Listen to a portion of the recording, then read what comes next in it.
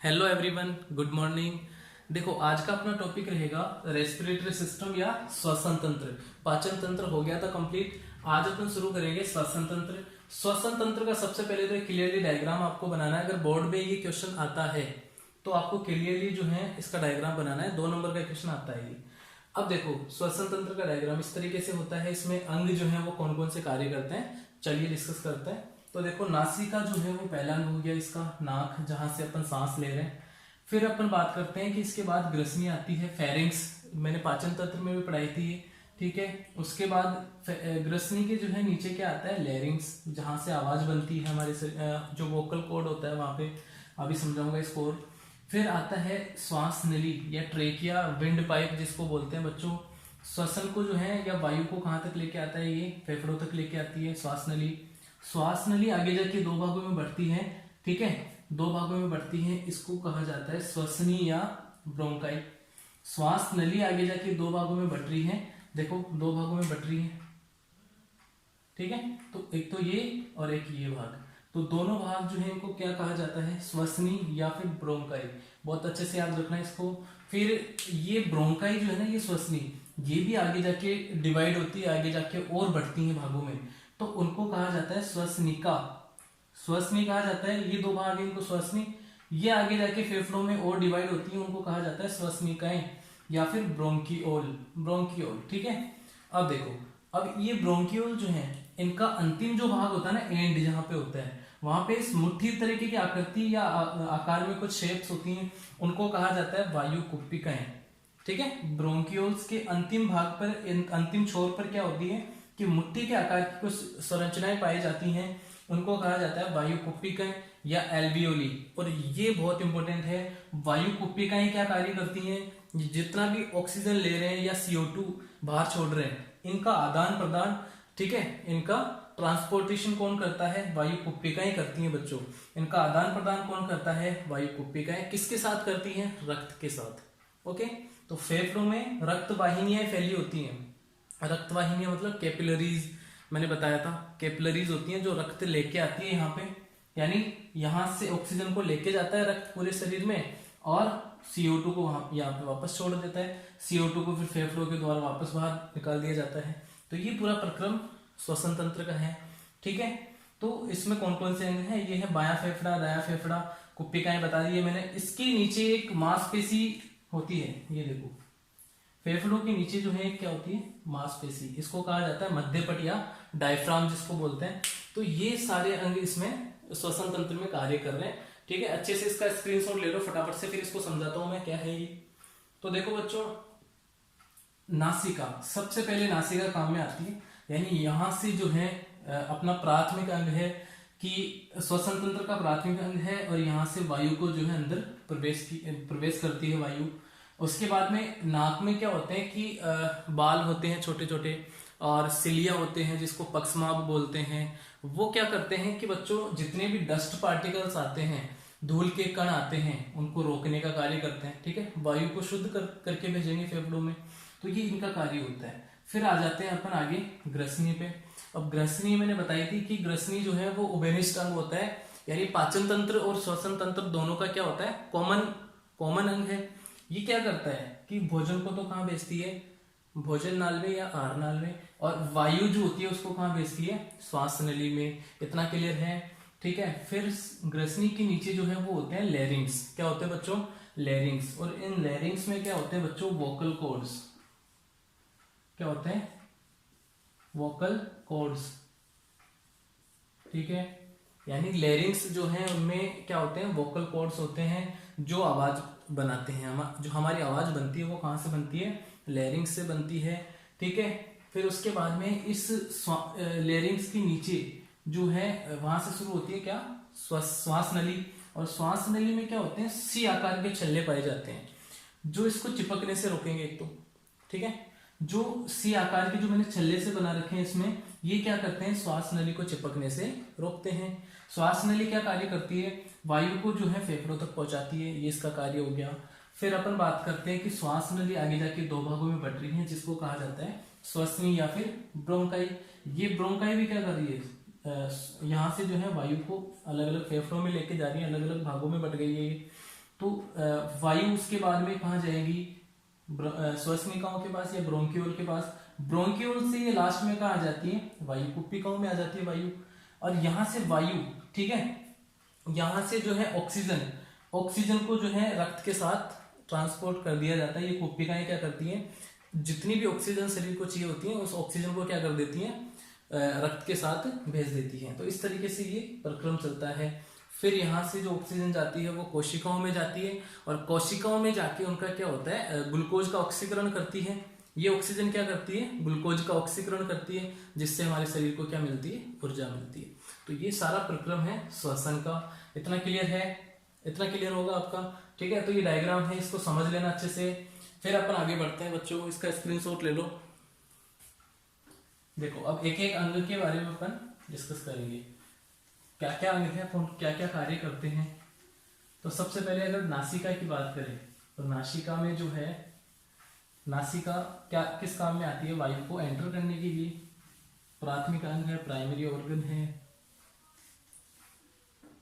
देखो अच्छा, सबसे पहले अपन ने ये तो किया ही नहीं, इसकी डेफिनेशन क्या होती है, श्वसन की डेफिनेशन, श्वसन की परिभाषा,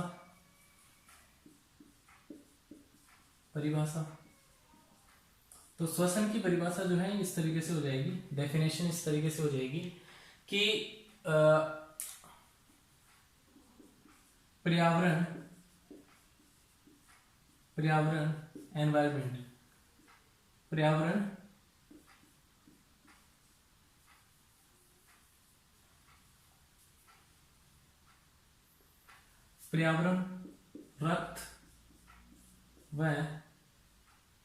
रक्त व कोशिकाओं के मध्य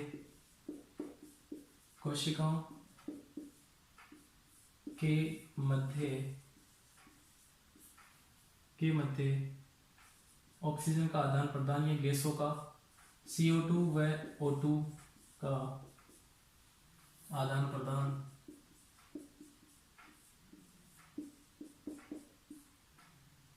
प्रदान श्वसन कहलाता है।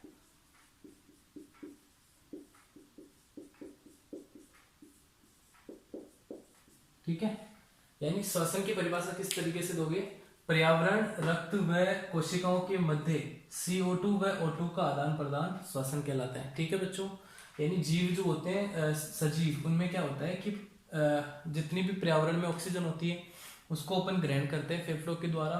उसके बाद में रक्त जो है पूरे शरीर में लेके जाता है, कहाँ तक लेके जाता है, कोशिकाओं तक। कोशिकाएं CO2 बनाती है, उसको वापस कहाँ छोड़ देगी, रक्त में, और रक्त वापस CO2 को कहाँ छोड़ देगा, पर्यावरण में। तो ये पूरा प्रक्रम क्या है, श्वसन है इस तरीके से। तो श्वसन की परिभाषा वापस समझ लो, पर्यावरण रक्त व कोशिकाओं के मध्य CO2 व O2 का आदान प्रदान, ट्रांसपोर्टेशन श्वसन कहलाता है, रेस्पिरेशन कहलाता है। ठीक है, रेस्पिरेशन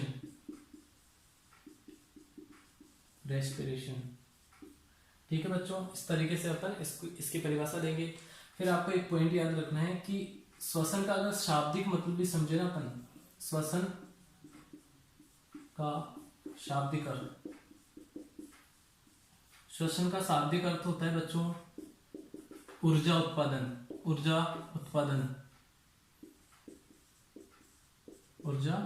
देखो एक चीज समझ लेना कि हमारे शरीर में जो ऊर्जा उत्पादन हो रही है ना, हमारे शरीर में जितनी भी ऊर्जा बन रही है वो किसके द्वारा बन रही है, श्वसन की प्रक्रिया के द्वारा। क्योंकि अपन खाना तो खा रहे हैं, लेकिन उसका जब तक ग्लूकोज का या उनका ऑक्सीकरण नहीं होगा तब तक शरीर को ऊर्जा नहीं मिलेगी। तो यहाँ पे इसका मतलब क्या होता है, श्वसन का मतलब क्या होता है, ऊर्जा उत्पादन। ठीक है बच्चों, यहाँ से ऑक्सीजन जो लेंगे अपन, वो जाके कोशिकाओं में ग्लूकोज का ऑक्सीकरण करेगी, जिससे अपने शरीर को क्या मिलती है, ऊर्जा मिलती है। फिर एक थर्ड पॉइंट आपको याद रखना है कि श्वसन तंत्र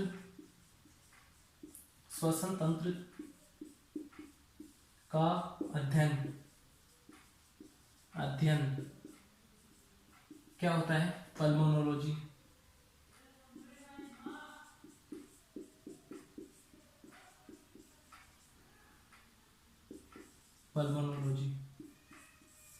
इतना याद रख लोगे।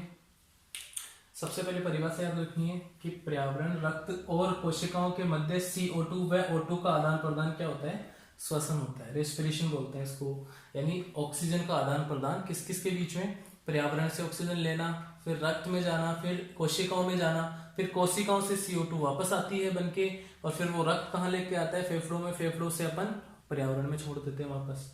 तो ये सारा आदान प्रदान किसके द्वारा हो रहा है, किस प्रक्रम से हो रहा है, श्वसन से।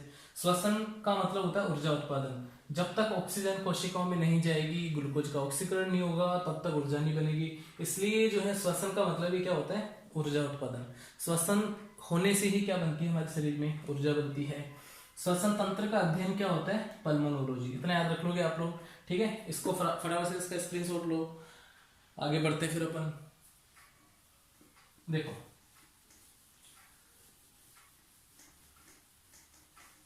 अब अपन क्या करेंगे, एक एक अंग के बारे में डिस्कस करेंगे, एक एक ऑर्गन उसको अपन अच्छे से डिस्कस करेंगे, ठीक है बच्चों। तो देखो पहला अंग इसमें कौन सा काम में आ रहा है, नासिका। नासिका, नोज, ठीक है। तो नासिका के बारे में आपको याद रखना है कि सबसे पहले ये वायु को प्रवेश करने के लिए काम में आता है। हमारे शरीर में ऑर्गन जो है ये क्या करता है, वायु को अंदर प्रवेश करते हैं इसके द्वारा। फिर आपको याद रखना है कि इसमें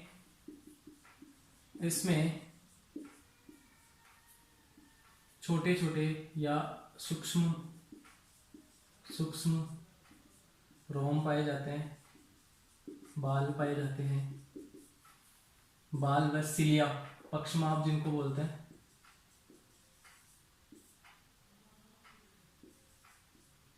पक्षमाप को इंग्लिश में बोलते हैं सिलिया, पाए जाते हैं।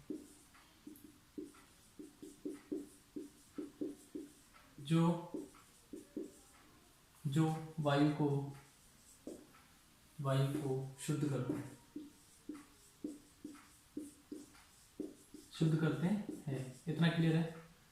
ऑक्सीजन सॉरी वायु में जितने भी डस्ट के पार्टिकल होते हैं उनको अलग कौन करता है, नाक में एक तो बाल पाए जाते हैं और पक्षमाप पाए जाते हैं, वो क्या करते हैं, उनको अलग कर देते हैं। सिलिया नाम याद रख लेना आप, ठीक है। तो इतना क्लियर है। तो नाक का बस यही काम है कि एक तो वायु को अंदर प्रवेश करते हैं हम इसके द्वारा, और नाक में जो है बाल पाए जाते हैं और पक्षमाप पाए जाते हैं, जो क्या करते हैं, वायु को शुद्ध करने का कार्य करते हैं। इतना क्लियर है। फिर नेक्स्ट देखना, इसका जो अगला ऑर्गन है वो है ग्रसनी। अब देखो ग्रसनी मैंने वहां भी बताई थी कि क्या होता है, ये एक उभयनिष्ठ अंग है। ग्रसनी, फेरिंग्स,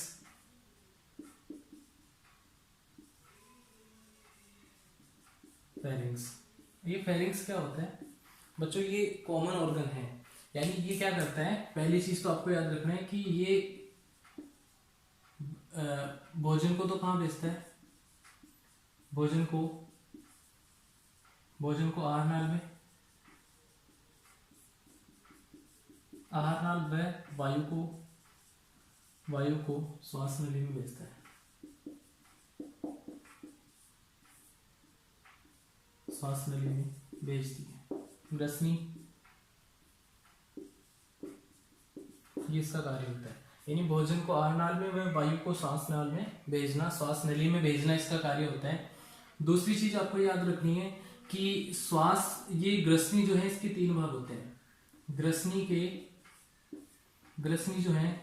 के 3 भाग होते हैं। 3 तरीके की ग्रसनी पाई जाती है। देखो फर्स्ट कौन सी है, पहली तो होती है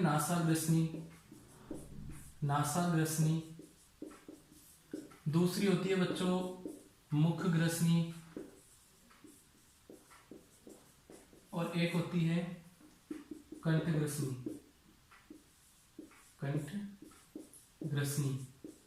ठीक है बच्चों, ये 3 आपको याद रखने, नाम याद रखने केवल कि ग्रसनी को जो है 3 भागों में बांटा जाता है, नासाग्रसनी, मुखग्रसनी और कंठग्रसनी।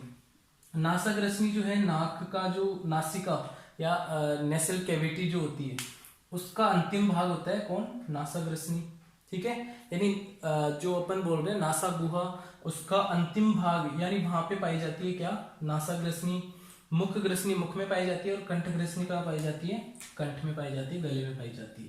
इतना क्लियर होगा आपका। एक इंपॉर्टेंट नोट करके यहाँ पे लिख लेना, नोट कि एपिग्लोटिस क्या होता है। Epiglottis epiglottis. ठीक है बच्चों, देखो एपिग्लोटिस का क्या कार्य है, ये क्या करता है। एपिग्लोटिस या अपन इसको बोलते हैं घाटी ढक्कन, घाटी ढक्कन। इसका कार्य क्या होता है, देखो फंक्शन क्या होता है इसका। ये क्या करता है कि आहार नाल व श्वास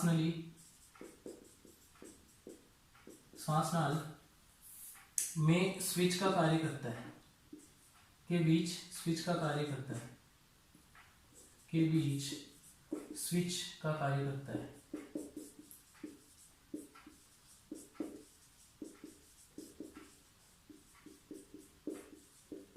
यानी इसका मतलब क्या हो गया कि ये जैसे अपन खाना खा रहे हैं ना, तो क्या करेगा, ये ढक्कन टाइप में होता है और श्वास नली को बंद कर देगा। ठीक है, तो श्वास नली में खाना जाने से रुक जाता है, फंसने से रुक जाता है। तो इस तरीके से घाटी ढक्कन या एपिग्लोटिस जो है ये क्या काम करता है कि खाना जब खाते हैं अपन तो ये श्वास नली को बंद कर लेता है, जिससे क्या होता है कि खाना जो है श्वास नली में फंसने से रुक जाता है। तो इस तरीके से इनका कार्य होता है, ये आपको याद रखना है, ग्रसनी में ही लिखने हैं तीनों पॉइंट। फिर आपको याद, फिर अगला अपन ऑर्गन डिस्कस करते हैं। अगला अंग जो है वो क्या है, देखो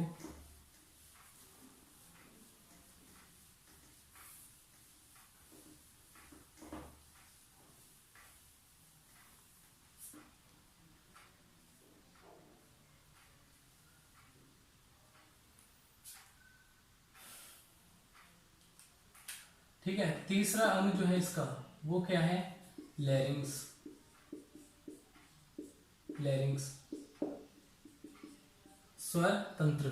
ठीक है, तो यहां पे क्या होता है, पहली चीज तो आपको याद रखना है कि ये कंठ ग्रसनी जो होती है उसको श्वास नली से जोड़ता है। ये कंठ ग्रसनी जो होती है, कंठ ग्रसनी को श्वास नली से जोड़ता है। ठीक है, इतना याद रख लोगे, पहला पॉइंट है। दूसरा पॉइंट आपको ये लिखना है कि इसमें वोकल कॉर्ड्स या स्वर रज्जु वोकल कॉर्ड्स पाए जाते हैं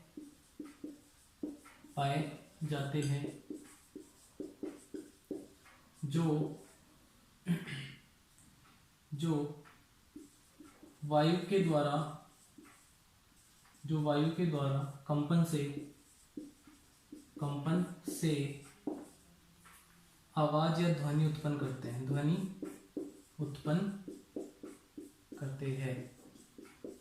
तो हमारी आवाज जो है वो कहां से बनती है बच्चों, लैरिंग्स से बनती है। ठीक है, और उस लैरिंग्स में भी क्या होते हैं, वोकल कॉर्ड्स होते हैं, स्वर रज्जु। आपने 8th क्लास में पढ़ा होगा इसको कि स्वर रज्जु क्या होते हैं, वोकल कॉर्ड्स क्या होते हैं, बहुत अच्छे से डिटेल में दे रखा था इसको। तो आपको याद रखना है कि इस लैरिंग्स में क्या होते हैं, स्वर रज्जु होते हैं, जो किसका निर्माण करते हैं, ध्वनि आवाज बनाते हैं, अपने साउंड बनाते हैं। ठीक है, फिर अगला जो भाग है इसका श्वसन तंत्र का वो है श्वास नली, और श्वास नली इंपॉर्टेंट है। ठीक है, श्वास नली में देखो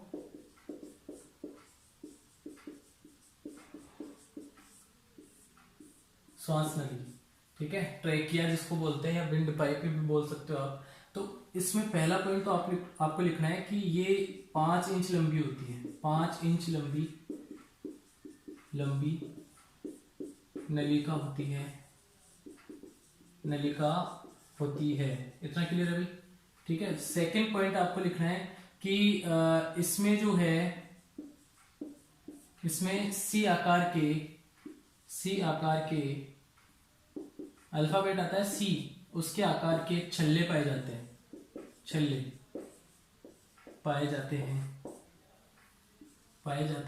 अब छल्ले ऐसा नहीं है कि प्लास्टिक के हैं, ये एक अस्थि होती है जिसको बोलते हैं अपन मसल जिसको बोलते हैं, उस टाइप का कुछ होता है। ठीक है, हाइलिन उपास्थि होती है, सॉरी, हाइलिन उपास्थि के छल्ले पाए जाते हैं जो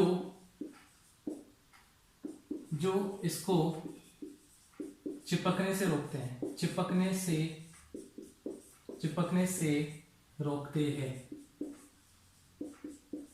ठीक है भाई, इसको चिपकने से रोकते हैं। ये सी आकार के छल्ले क्या करते हैं, इसको चिपकने से रोकते हैं।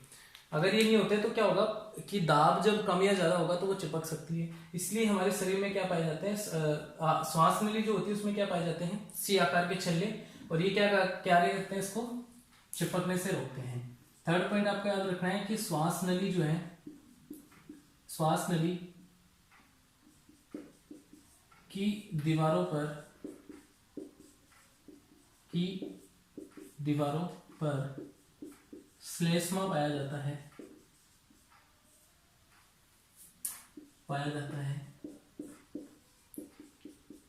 जो धूल के कणों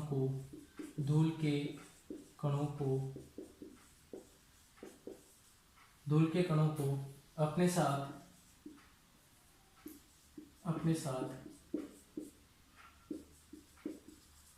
चिपका लेता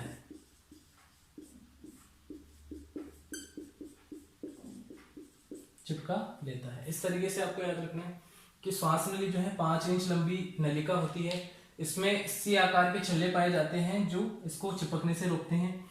श्वास नली की दीवारों पे क्या पाया जाता है, श्लेष्मा, चिपचिपा पदार्थ पाया जाता है जो क्या करता है कि धूल के कण जो होते हैं उनको अपने साथ चिपका लेता है। तो इस तरीके से इसका फंक्शन है। और ये क्या करती है, वायु को कहां तक पहुंचाती है।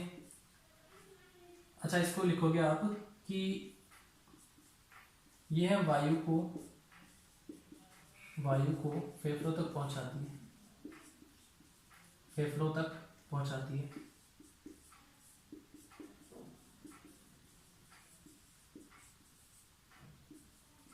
ठीक है भाई, इतना याद रखोगे आप लोग कि पहली चीज तो याद रखनी है 5 इंच लंबी होती है, सी आकार के छल्ले पाए जाते हैं जो इसको चिपकने से रोकते हैं। श्वास नली में श्लेष्मा, चिपचिपा पदार्थ पाया जाता है। जितने भी धूल के कण होते हैं वायु के साथ वो यहाँ पे रुक जाते हैं और वायु शुद्ध होकर फेफड़ों में जाती है। ये वायु को जो है फेफड़ों तक पहुंचाते हैं। इतना याद रख लोगे आप। ठीक है, फिर अगले अगर बात करें अपने अगला अंग जो है इसका, वो क्या आ जाएगा, श्वसनी। क्या आ जाएगा बच्चों, श्वसनी।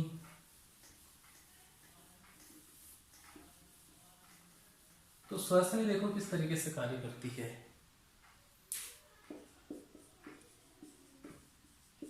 श्वसनी, या इसको अपन बोलते हैं ब्रोंकी या ब्रोंकाई।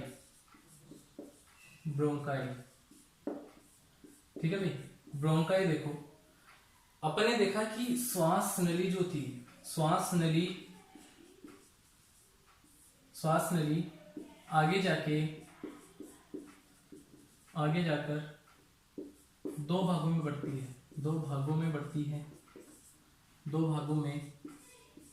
है। इन भागों को श्वसनी या ब्रोंकी कहते हैं, श्वसनी कहते हैं। ठीक है, श्वसनी कहते हैं। और ये श्वसनी जो है वो क्या कर रही है कि दोनों अलग अलग फेफड़ों में वायु को पहुंचा रही है। दोनों अलग अलग फेफड़ों में क्या पहुंचा रही है, वायु को पहुंचा रही है। ये श्वसनिया या श्वसनी दाएं व बाएं फेफड़े में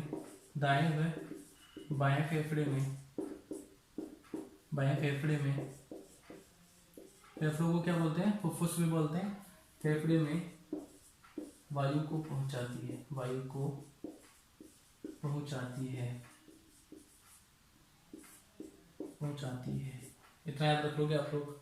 ठीक है, तो श्वास नली जो है आगे जाके दो भागों में बट रही थी, उनको क्या कहते हैं अपन, श्वसनी दाएं और बाएं फेफड़ों में दोनों में अलग अलग जाती है और वहां तक क्या लेके जाती है, वायु को लेकर जाती है। इतना याद रख लोगे आप लोग। ठीक है, अगला देखो, श्वसनी हो गया। अब पढ़ेंगे अपन श्वसनिका या ब्रोंकियोल। श्वसनिका,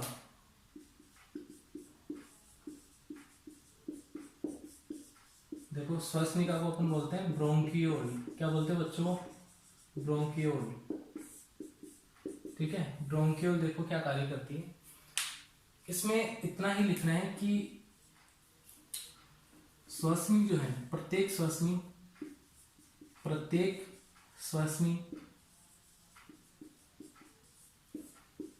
आगे जाकर ब्रोंकियोल्स में डिवाइड हो जाती है। ब्रोंकियोल में विभाजित हो जाती है, विभाजित हो जाती है। ठीक है भाई, विभाजित प्रत्येक श्वसनी आगे जाकर ब्रोंकियोल में विभाजित हो जाती है, या इसको बोलते हैं श्वसनिकाओं में विभाजित हो जाती है। श्वसनिकाओं, श्वसनिकाओं में विभाजित हो जाती है। इतना याद रख लेंगे आप लोग। इसमें आपको एक और पॉइंट ये लिखना है कि ब्रोंकियोल या फिर श्वसनिका, श्वसनिका के अंतिम छोर पर, के अंतिम छोर पर, के अंतिम छोर पर वायु कुप्पिकाएं पाई जाती हैं। वायु कुप्पिकाएं, वायु कुप्पिकाएं पाई जाती हैं, पाई जाती हैं जो रक्त के साथ, जो रक्त के साथ, जो रक्त के साथ गैसों का आदान प्रदान करती है, गैसों का आदान प्रदान करती है। इतना क्लियर है बच्चों? ठीक है, ये इंपॉर्टेंट लगाना इस पॉइंट को कि गैसों का आदान प्रदान शरीर के किस अंग द्वारा होता है, यानी रक्त के साथ गैसों का आदान प्रदान वायु कुप्पिकाओं के द्वारा होता है। इतना याद रख लेना आप लोग। ठीक है, ये 2 पॉइंट किसमें लिखने हैं? श्वसनिका में लिखने हैं। तो श्वसन तंत्र का अगला जो अंग है वो क्या है? फेफड़े, फुफ्फुस जिनको बोलते हैं, लंग्स। ठीक है, तो इनका देखो क्या कार्य होता है। सबसे पहले इनके बारे में समझना जरूरी है कि पहला पॉइंट तो आप लिखोगे फेफड़ों में कि फेफड़े जो है, फेफड़े एक जोड़ी के रूप में पाए जाते हैं, एक जोड़ी पाए जाते हैं। यानी श्वसन तंत्र में जो है फेफड़े एक जोड़ी, यानी 2 फेफड़े पाए जाते हैं, पाए जाते हैं। फिर अगर अपन बात करें तो ये हल्के गुलाबी रंग के होते हैं। ठीक है, गुलाबी रंग, हल्के गुलाबी रंग के होते हैं। ठीक है, स्पंजी होते हैं। उसके बाद में आप बात करोगे तो फेफड़ों में क्या लिखोगे आप कि इनके चारों ओर जो है एक, इनके चारों ओर, इनके चारों ओर प्लूरल झिल्ली, प्लूरल झिल्ली, प्लूरल झिल्ली का आवरण पाया जाता है, का आवरण पाया जाता है।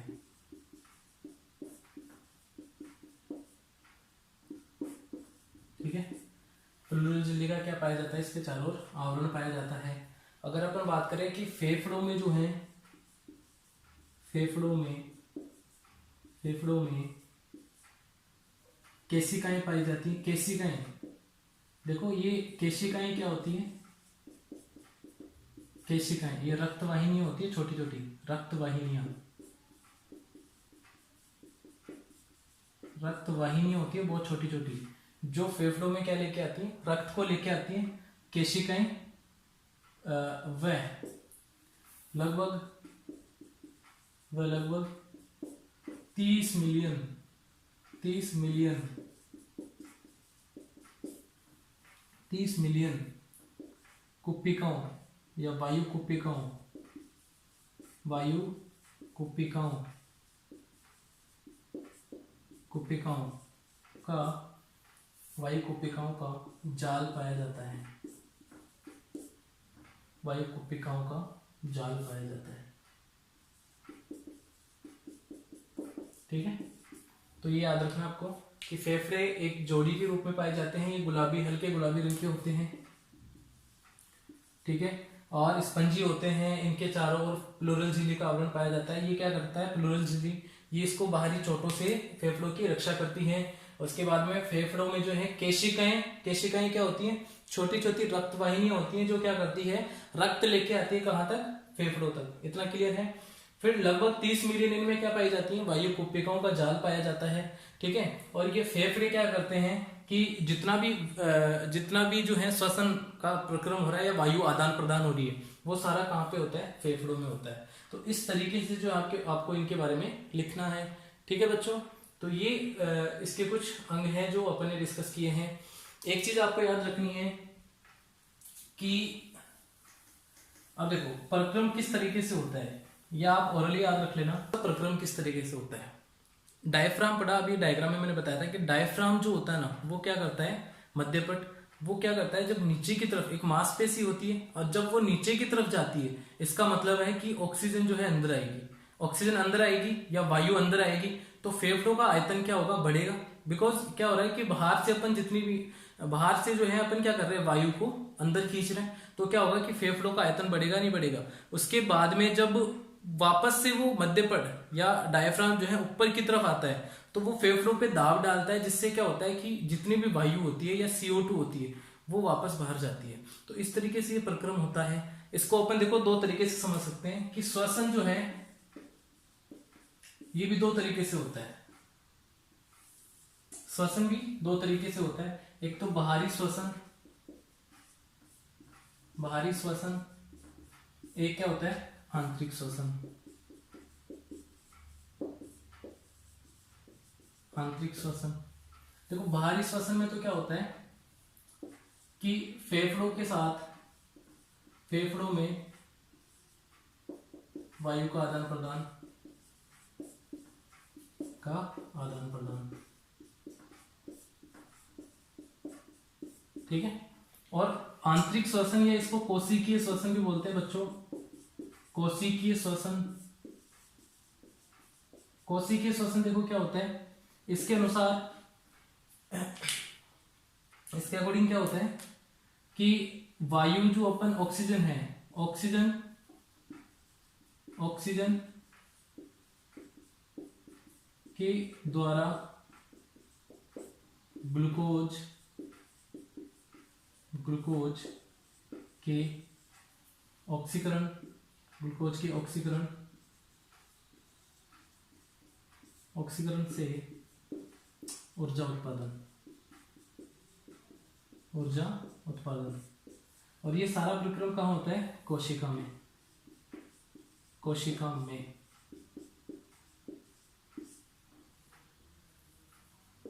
ठीक है।